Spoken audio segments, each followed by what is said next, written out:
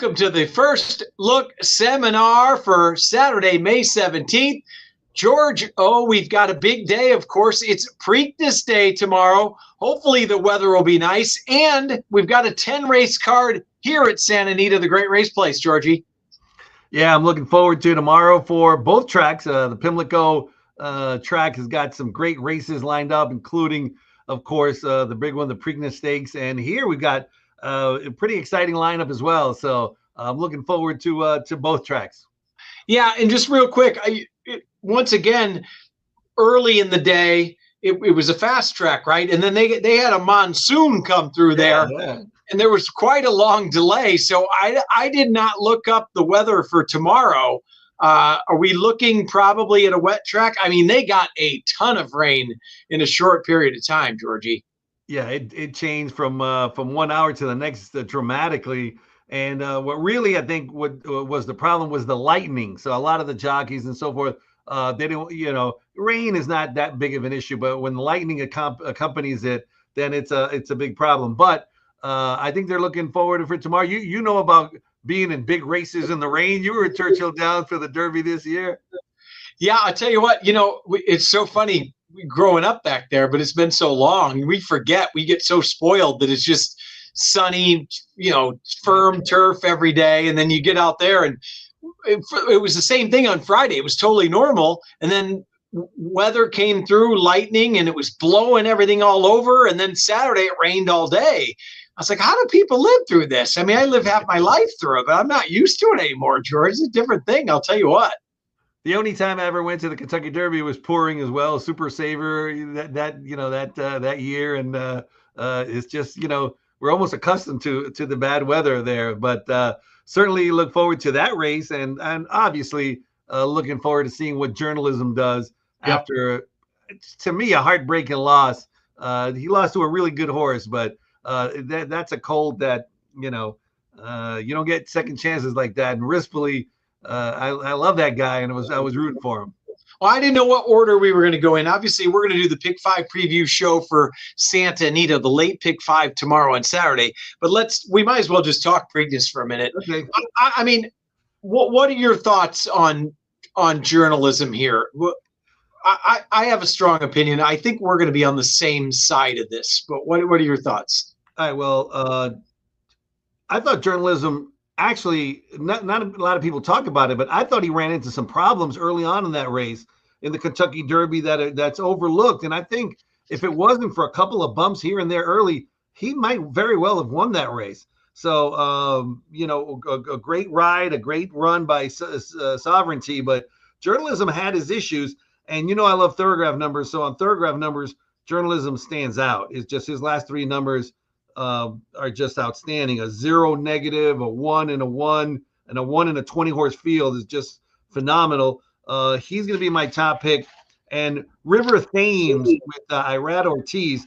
Now it's amazing to me, Todd Pletcher, Irad Ortiz, that they've never won the Preakness. That Todd Pletcher has never won the Preakness. Todd Pletcher has won every race imaginable. How does he not have a Preakness win? And River Thames just keeps getting better and better and better. And, they talk about one of the reasons Sovereignty didn't run is because of spacing between races. Well, River Thames, kind of has a little bit more space, a little more run where journalism is coming back in 2 weeks. That could be, I'm rooting for journalism, but in my eyes, maybe the one to bet on is River Thames. So that's how I see an exciting edition of the Preakness. Yeah, I mean, I think that a few of these have some talent, that's for sure. Clever, again, certainly could get better, but there does look like to be a lot of speed in here. I think River Thames could be the one that, to me as well, could be the upsetter. To me, though, like you said, unless the 2 weeks took something out of journalism, and we know Michael McCarthy as well as anybody, and I think even the Eclipse Thoroughbred partners, they're going to do right by this horse. If he's on his game, they're not beating this horse tomorrow. And look, a bad trip, maybe it's sloppy, who knows? But I think if you said, look, who's going to win this race, take the odds away from it. Sometimes we bet just because it's not worth what the price is.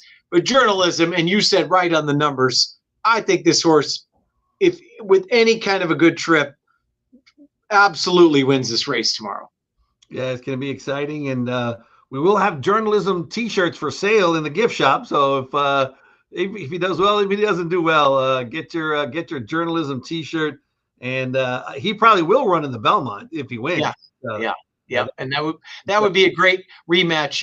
Obviously with Sovereignty back, that would make that something special. So, all right, Georgie, but we are talking you and I. 10 races tomorrow. First post 1 o'clock. We're going late pick 5, which starts in race 6 at Santa Anita. That's 6.5 furlongs, maiden special weights, Calbreds on the turf. What are your thoughts here?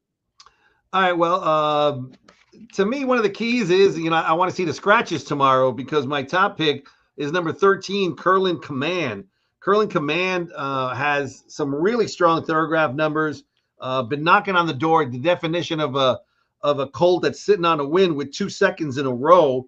And Ayuso's been, he's been good lately, man. Ayuso has really impressed me. There's some good jockeys out here, and Ayuso's holding his own. But he is on the also eligible list, so he's going to have to draw in. It's not going to be easy. I think Bonneville Jim, although he doesn't have the strongest thoroughgraph number in the race, those belong to Titanic Thomas. Bonneville Jim's, that was his first race. He came on, he was 6 wide, and he really looked good. And talking about looking good, nobody looks better on the grass than Hector Berrios. He won the last race here today to close out the pick 6, and he's just an amazing turf rider. I mean, I'm sure he's okay in the dirt as well, but where he really stands out, sort of like Elwin Maldonado is great with speed runners.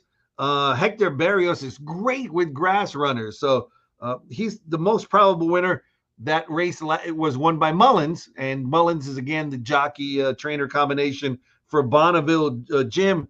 And, one of the first car I bought when I was married was a Bonneville. There's a little bit of, there's some hunch plays along the way, man. I'm kind of with you on the horses you mentioned. Obviously Titanic Thompson fits right for Steve Miotti, who started in a stake race, then next time out goes to the turf, loses to a horse, Miss Joe's Curler, who came back to win. I think the 5, 6 are the ones you got to look at. The interesting thing about your 13, those also eligibles get overlooked sometimes, and B, Brendan Galvin kind of gets over. You're going to get a price on that horse, George, and if that horse happens to draw in, that I think you're going to get more than the 9-2, which is more than what should be. And like you said, you go by the thoroughgraph numbers. Don't overlook that horse. Correct? Yeah. Yes, correct. Yeah. No question. All right, let's move on to race 7, and this is a mile allowance optional claimer. And interesting, non-winners of a race other than Maven Claimer Star are at a mile or over, and that kind of comes into play here. What are your thoughts here in this race? I feel this is one of the tougher races on the card, and I feel like I'm not sure what's going on with the Mark Glatt barn. Mark Glatt was killing it, and then all of a sudden he went on like even today he had a horse that with Mike Smith aboard that just didn't run. He came in 5th or something like that. Didn't run at all. It was 2-1. He hasn't been winning the percentages that he used to, but I'm just used to Mark Glatt coming with it every time. And number 4, King of Clubs, he had Pratt aboard all 3 times. So when you go to Pratt, you mean business. You can't go to his agent and go, I want you to ride my horse. Really? Does he have a huge chance to win? Because Pratt's not going to ride him if he doesn't have a gigantic chance to win. So it's good that, Pratt took the call. Now he's getting back on the dirt after debuting on the dirt. And then once he went long, he just really appreciated the extra distance, albeit on the grass. But I think he could translate that to the dirt, no problem. I think the distance is the key. Fresco's been doing great. Mark Glatt, I think he's ready to go. The wild card to me is number 6, Touchdown Brown. On thoroughgraph numbers, every now and then he throws in a race that would, compete with journalism, and then he throw in a clunker.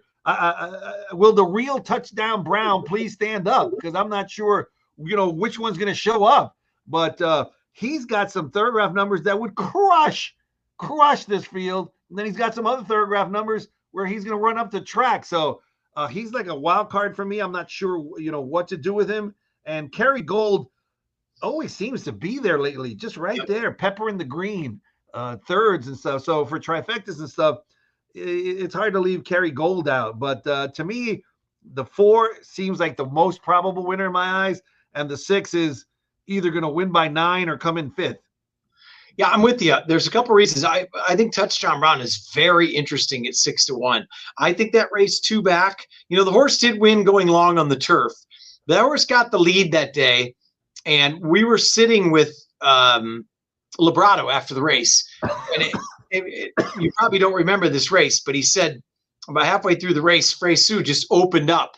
And he said, I wanted to get a big lead because this horse is better on dirt than turf. So I didn't want him to be close because the turf horses would outkick me late. So I think this horse is better on dirt. Now, granted, threw in a clunker the last time, but goes down, drops into an easier spot here. I have a sneaky feeling that this horse is going to run a big race like you mentioned. King of Clubs, it's the interesting one. The beginning of the meet, Mark Glatt was winning in bunches, and Phil D'Amato was not. They flip-flopped, if you've noticed. Phil D'Amato is winning a lot of races now. Mark Glatt seems to be cooled off a little bit. I mean, that's the horse to beat, but that scares me a little bit. And the only other horse, because I agree with you with Kerry Gold as well, is you got to mention Win Ribbon, stretching back out, hasn't won twice at that mile, gets in here. This is a 7-time winner on the dirt. And, this horse has got some talent, and last time broke from a bad post, well, actually going down the hill. I think this horse is just better on dirt, and should be forwardly placed with JJ up. So I think we're kind of on the same page. The wild card here that we both think is going to run big is Touchdown Brown, right, Georgie? Yeah.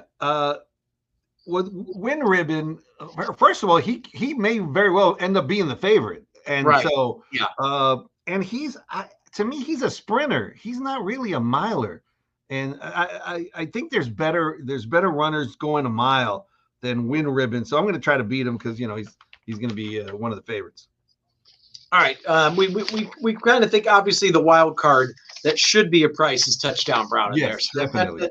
That now, like you said, if he runs 9th, that wouldn't shock me either. No. I think at the price, that horse is the one that's worth the bet, right? Yes. All things considered. All right, let's move on to race 8. We're going 6 furlongs on the turf. Another allowance optional claiming race. This is an interesting race, George. I can't wait to get your thoughts in here.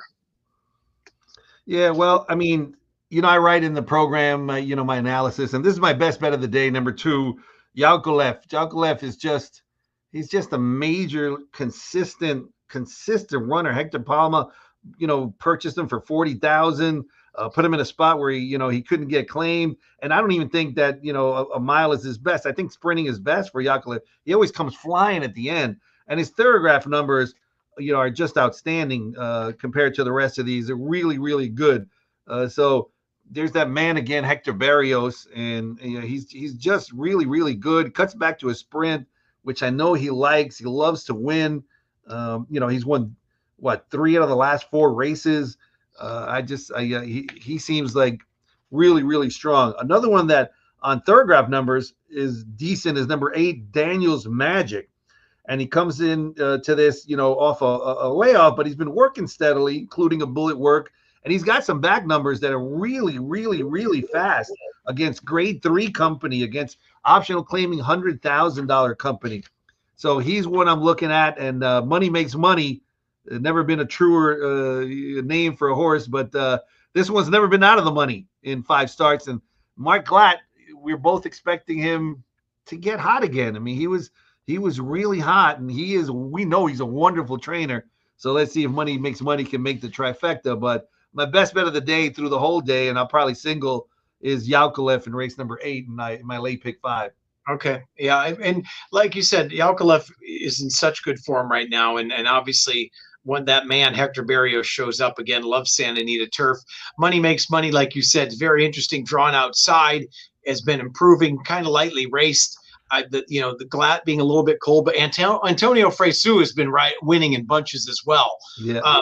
The only other horse I will mention, a couple of them. One at a price. I don't love the rail, but Kangaroo Court has always worked very well coming off that layoff. Ran pretty well, going very fast last time trying the turf. Shortens up a little bit, maybe if they send and clear. But the interesting one to me, even more, would be the 3 Mystic Spirit.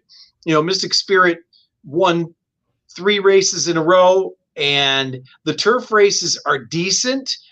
Now, I don't know if this is maybe a prep for going longer next time, but the last workout on May 10th was with Endlessly, who's a very, very accomplished horse, 5 for 9 lifetime. And this horse outworked Endlessly if you watch that replay. So I think Mystic Spirit is the sneaky one in here if you're Yaukalev, who will be your single.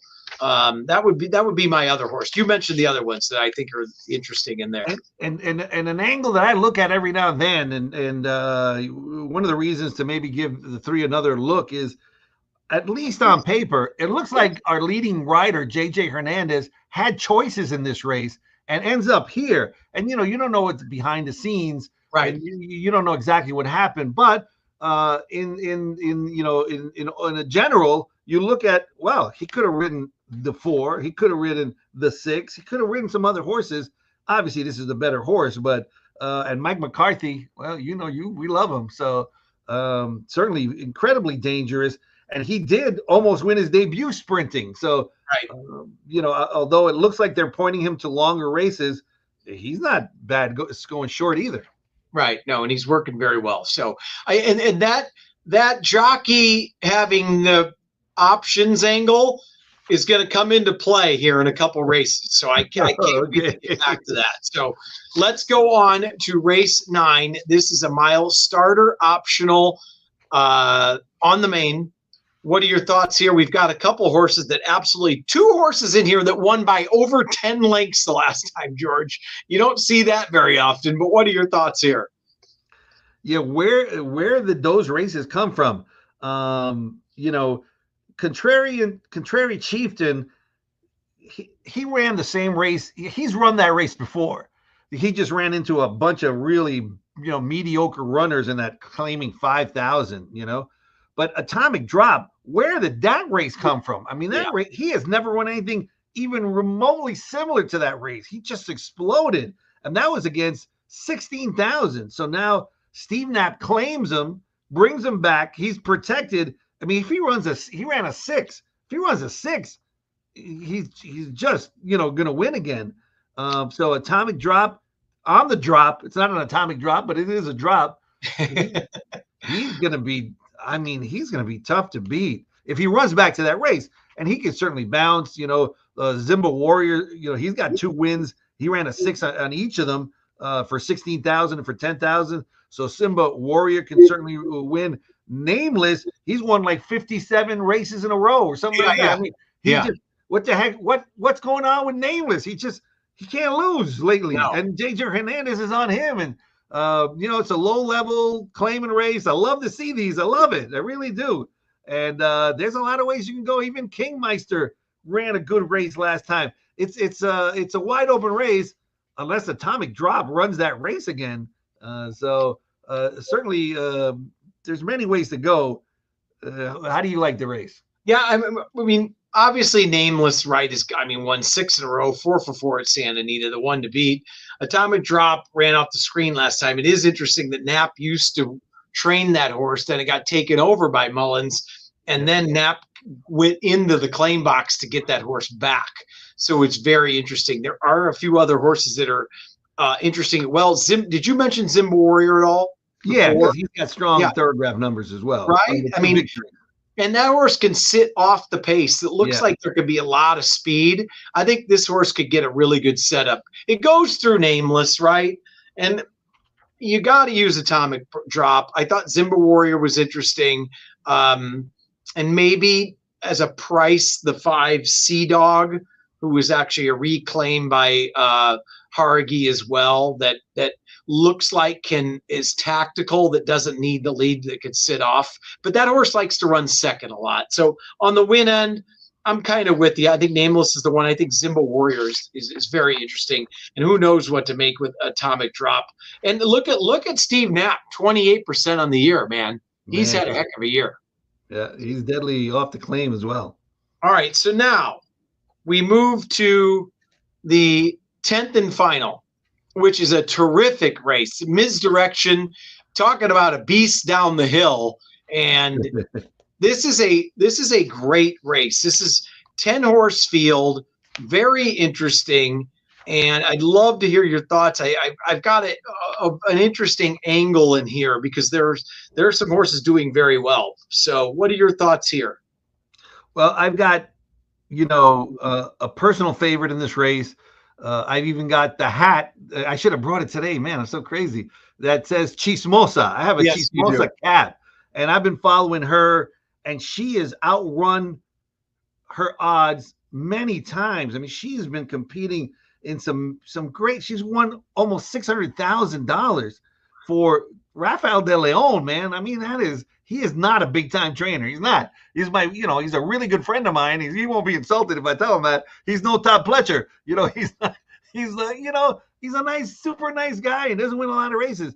But this gal, she has been gold for him. And in one race, she in the paddock, she really lost all chance in the paddock. She one day she was scratched, and she wasn't quite the same after that. But she is really something special.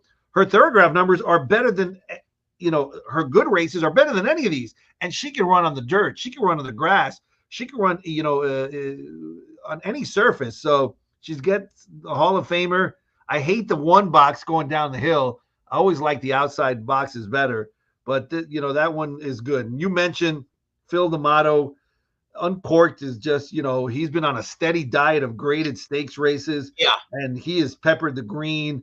This 6.5 furlongs down the hill, it might be just what the doctor ordered. There's times where going a mile, this one's right there and then kind of fades a little bit late. And that's happened to her numerous times. The last race for sure, in the yellow ribbon for sure. This might be what the doctor ordered, and she comes in here with a bullet work and a couple of nice works leading into this. You look at works more than I do. That seemed to be a really good work. And then a long shot that I like that I'm going to be using for sure is number 5, Vengaza. Richard Mandella. He's not winning a lot of races, but you saw what he did with Copion. He's a master. And this horse here is another one that is going to love the cutback. The thoroughgraph numbers are, he ran a 7, a 7, and a 7. Very few of these here have ever run a 7, except for the 1 and the 3. So he's got 3 7s in a row, and I think the cutback's going to be great. And Frezu's riding great. He's certainly a long shot that I kind of like. In the Misdirection, of course, Misdirection was phenomenal. No doubt. All right. So I'm going to go along with you in a couple ones. I'm going to make a case for one other horse. So obviously I agree with everything you said about Uncorked, right? There's big class relief. Sometimes he's shortening up. We talked about Phil D'Amato, who's gotten really hot here lately, winning in bunches. He is, as you have said, the Lord of the Lawn, right? So he tears it up out here. Vengaza has always been one of my personal favorites. I actually singled Vengaza on February 1st off of that layoff, and she just mowed him down, and I needed her. She was like 8-1 morning line, got cut in half, gave that out on the radio. The horse who ran behind her, who had some trouble, was the 2, Miss Roberts, and then Miss Roberts came back to win last time down the hill as well. So that, if you see that on February 1st, ran second to Vengaza, had traffic, and this horse did have traffic and galloped out real well. Yep. Then ran on the flat, but then went down the hill last time and won. So those are the interesting ones. Now, here's the one that's really interesting to me. So you've got Miss Roberts coming off of a win with our man Hector Berrios, who rides for Jeff Mullins an awful lot. Yep. And coming off of a win. Hector Barrios ends up on the 9, Lunar Impact for Dan Blacker. This horse has shown talent, has won down the hill, hasn't ran since last July, but to me, and ran against AG Bullet Hang the Moon last time, to me, he has options, and he rides a lot for Mullins, and he ends up here. There was only one work, which was on May 11th, worked against a maiden named Bazooka Charlie, but absolutely just blew by that horse. So I think this is working well. I have a sneaky feeling at 6-1 that Barrios ends up here for Dan Blacker, who's been running. Everything's been running for Dan Blacker for the last year, right? I mean, he hasn't run a lot of them, but they all seem to run well. I think Lunar Impact is very sneaky here at 6-1, George. Yeah, I could see that. And like you mentioned, Barrios could have ridden a runner for Mullins that just won, and he decided to go here. Yeah, I don't think Mullins took him off and put JJ on. No, I think we don't know what's behind the scenes, but I'm pretty sure that did not happen. Yeah, right. So once again, looks like a very interesting pick 5 sequence here at Santa Anita. So Saturday, tomorrow, 1 o'clock first post, 10 races. Sunday, 1 o'clock, 10 races. And then next weekend, George, we've got 4 days of racing, including the Corgis next weekend.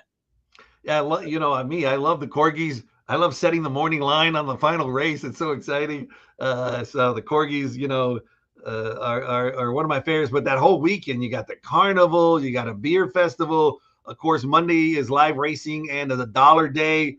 It's just a great weekend, and we will be selling the Shoe Wants You T-shirts in the gift shop, and all that money that we sell the T-shirts for are going to go straight to Folds of Honor, one of our cherished charity partners here. So stop by the gift shop and buy a T-shirt so that we can give some money to that wonderful charity, Folds of Honor. And a few journalism T-shirts left as well. And we are rooting for journalism, the hometown horse, tomorrow in the Preakness, right, Georgie? Yes, for sure. We got that tomorrow at the gift shop. So plenty to look forward to this weekend and, of course, next weekend. Georgie, thanks so much. For George, I'm Chappie. Good luck, everybody, this weekend. We will see you again next week.